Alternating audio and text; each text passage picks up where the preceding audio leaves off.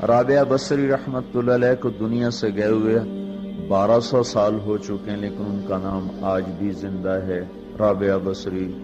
گلگت کی عورتوں کو بھی پتہ ہے رابعہ بصری کوئی بڑی اعلیٰ درجے کی خاتون تھی، پنجاب کی عورت کو بھی پتہ ہے، عرب کی عجم کی عورتوں کو پتہ ہے رابعہ بصری نہ کوئی شہزادی تھی، نہ کوئی ملکہ تھی، نہ کوئی وہ خوبصورت تھی، نہ کوئی خاندانی تھی، بلکہ عورت ہونے کے لحاظ سے ہر عیب اس میں تھا۔ خاندان اچھا ہونا چاہیے تو وہ غلام تھیں، باندی تھی، شکل اچھی ہونی چاہیے تو وہ بدصورت تھیں، کالی تھی۔ پہ چلو شکل پہ کیسی ہو، خاندان کیسا، اولاد کے قابل تو ہو۔ رابعہ بصری اولاد کے قابل بھی نہیں تھی، بانج اس کو کہتے ہیں، جو عورت اولاد کے قابل نہ ہو اس کو اردو میں بانج کہتے ہیں، عربی میں عقیم کہتے ہیں، آپ کی زبان میں بھی کچھ کہتے ہوں گے، ہیں؟ شونی تھی۔ تو اب بتاؤ، عورت ہونے کے لحاظ سے کوئی چیز ہے؟ شکل، پہلا تاثر شکل کالی، دوسرا تاثر خاندان غلام، تیسرا تاثر اولاد کے قابل نہیں، بانج ہے، شونی ہے۔ تو 1200 سال کے بعد میں گلگت میں کیوں اس کا نام بلند کر رہا ہوں؟ میں نے کسی بادشاہ کی بیوی کا نام تو نہیں لیا، سکندر کی بیوی اور بنو امیہ اور بنو عباس کی ملکہ اور بیگمات، ان کے نام تو نہیں لیے، میں کہہ رہا ہوں رابعہ بصری۔ ان کی عادت یہ تھی، وہ روزانہ عشاء کی نماز کے بعد غسل کر کے کپڑے بدل کے اپنے خاوند سے پوچھتی آپ کو میری ضرورت ہے؟ اگر وہ کہتے کوئی نہیں ہے تو پھر پوچھتی مجھے اجازت ہے؟ کہتے اجازت ہے تو پھر مصلی پہ کھڑی ہو جاتی ہے اور فجر کی نماز تک مصلی پر کھڑی رہتی تھی۔ ان کا خاوند جلدی فوت ہو گیا، جوانی میں ہی بیوہ ہو گئی، تو حسن بصری بصرہ کے امام، کیا سارے مسلمانوں کے امام تھے، وہ خود آئے، خود چل کے آئے کہ میں آپ سے شادی کرنا چاہتا ہوں۔ وہ کوئی شادی کا شوق نہیں تھا ان کو، وہ تو اولاد کے قابل نہیں، شکل صرف ان کی نیکی اور ان کا جو اللہ سے تعلق تھا، ان کو یہ لالچ ہوا کہ یہ میری بیوی ہو جائے تو اس کی توفیل شاید میری بخشش ہو جائے۔ تو ان کے پاس آئے، کہنے لگے رابعہ میں آپ سے شادی کرنا چاہتا ہوں، خود پیغام لے کر آئے۔ تو انہوں نے فرمایا میری 4 باتوں کا جواب دے دو تو میں شادی کر لیتا ہوں۔ کہنے لگے کیا؟ کہ یہ بتاؤ میں جنتی ہوں کہ دوزخی ہوں؟ کہنے لگے یہ تو میں کچھ نہیں کہہ سکتا۔ اچھا یہ بتاؤ جب اللہ تعالیٰ قیامت میں اعمال نامے اڑائے گا، کسی کے سیدھے ہاتھ میں آئے گا، کسی کو الٹے ہاتھ میں آئے گا، میرے سیدھے ہاتھ میں آئے گا کہ الٹے ہاتھ میں آئے گا؟ کہنے لگے یہ بھی کچھ نہیں بتا سکتا۔ کہنے لگے اچھا یہ بتاؤ جب اللہ نیکیوں کو تولے گا، کسی کی نیکیاں بڑھ جائیں گی، کسی کے گناہ بڑھ جائیں گے، میرے گناہ زیادہ ہوں گے، نیکیاں زیادہ ہوں گی؟ کہ یہ بھی نہیں بتا سکتا۔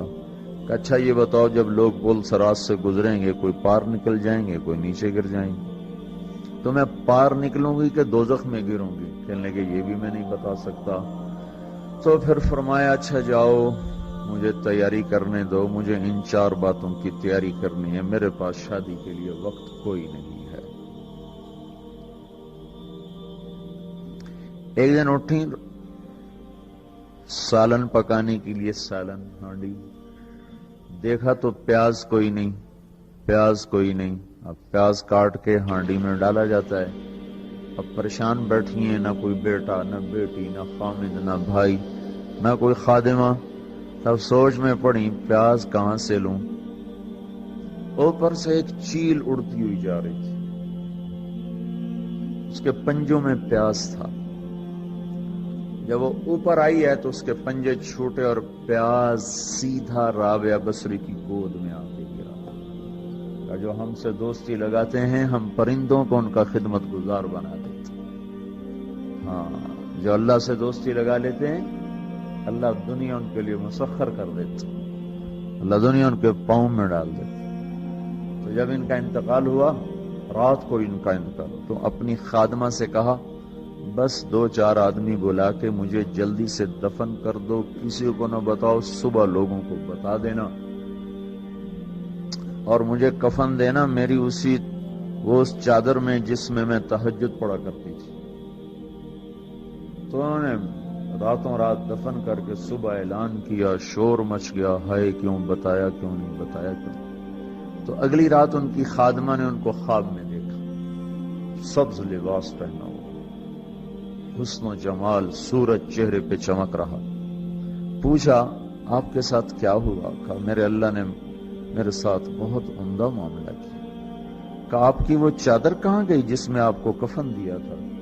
کہا وہ اللہ تعالیٰ نے اتار لی ہے اور مجھے جنت کا جوڑا پہنایا ہے، اور اس چادر کو اللہ نے سنبھال کے رکھا ہے، جب قیامت کے دن میری نیکیوں کو اللہ تولے گا تو اس چادر کو بھی اس میں تولے گا۔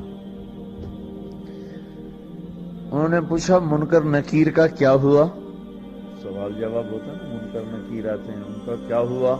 کہا وہ آئے تھے تو انہوں نے مجھ سے کہا من رب کی، تیرا رب کون ہے، تیرا رب کون ہے؟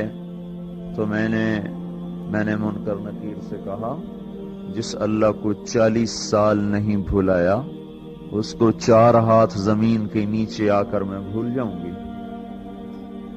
یہ نہیں کہا ربی اللہ ہے، بلکہ ان کو یوں کہا کہ جس رب کو 40 سال میں نہ بھلا سکی اس کو 4 ہاتھ زمین کے نیچے آ کر میں بھول جاؤں گی۔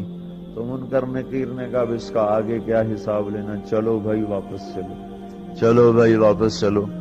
یہ بات آپ نے حضرت عمر سے فرمائی تھی، عمر وہ کیا دن ہوگا جب تو قبر میں ہوگا اور منکر نکیر آئیں گے زمین کو چیرتے ہوئے، اور ان کے ہاتھ میں ہتھوڑا ہوگا، ساری دنیا کے انسان جن اٹھانا چاہیں تو اٹھا نہیں سکیں گے، اور ان کی آواز میں بجلی کی کڑک ہوگی، اور وہ زمین کو چیرتے ہوئے آئیں گے، ان کے دانت لمبے ہوں گے، تو وہ آ کر تم سے سوال کریں گے من ربک ما دینک من نبیک۔